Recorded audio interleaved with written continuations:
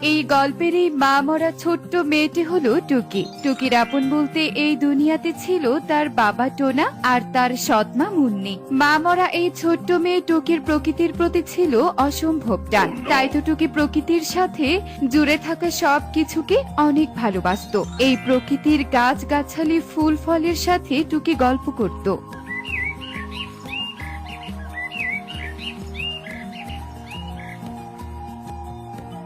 এই যে হতচ্ছাড়ি, আয় এখানে জানালার পাশে বসে বসে কি দেখছিস শুনি? বাড়িতে যে পানি শেষ হয়েছে তার কি খেয়াল আছে তোর? সারাক্ষণ উদাস হয়ে বসে থাকিস।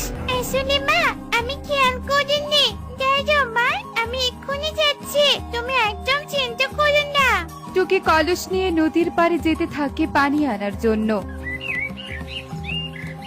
এই যা, গাছটার ডালটা একদম হেলে গেছে। না না, তাজা গাছ, তোকে আমি এক্ষুনি তুলে দিচ্ছি।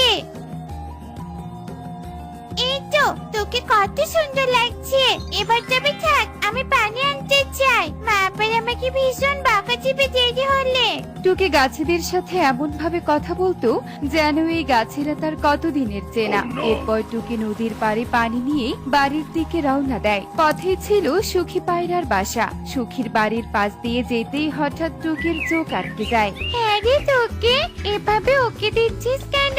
আয় আয়, এদিকে আয়, দেখ আমার কত সুন্দর সুন্দর ফুলের গাছ। বেশি দেরি করা যাবে না রে পাজল, মামাকে ভীষণ বকা দিবে। আচ্ছা পাজল, এই ফুলের নাম কি? কত সুন্দর হলুদ হলুদ হয়ে ফুটে আছে।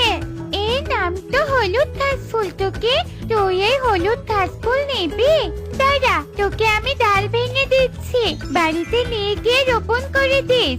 এরপর পারুল হলুদ ঘাস ফুলের ডাল টুকিকে দেয় আর টুকি পানির কলস নিয়ে বাড়িতে আসে।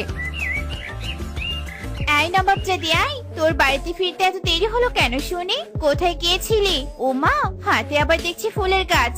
বুঝেছি, কাজে ফাঁকি দেওয়ার বুদ্ধি তোর, তাই না? দে, এই ডালগুলো আমাকে দে বলছি। মুন্নি টুকির থেকে ডালগুলো কেড়ে নিয়ে দূরে ছুঁড়ে ফেলে দেয় আর টুকি ভীষণ কাঁদতে থাকে। এভাবেই সেই দিন কেটে যায়। মাত্র বাড়িতে নেই, এদিকে ঘাস ফুলের ডালগুলো তো ওদিকে পড়ে আছে।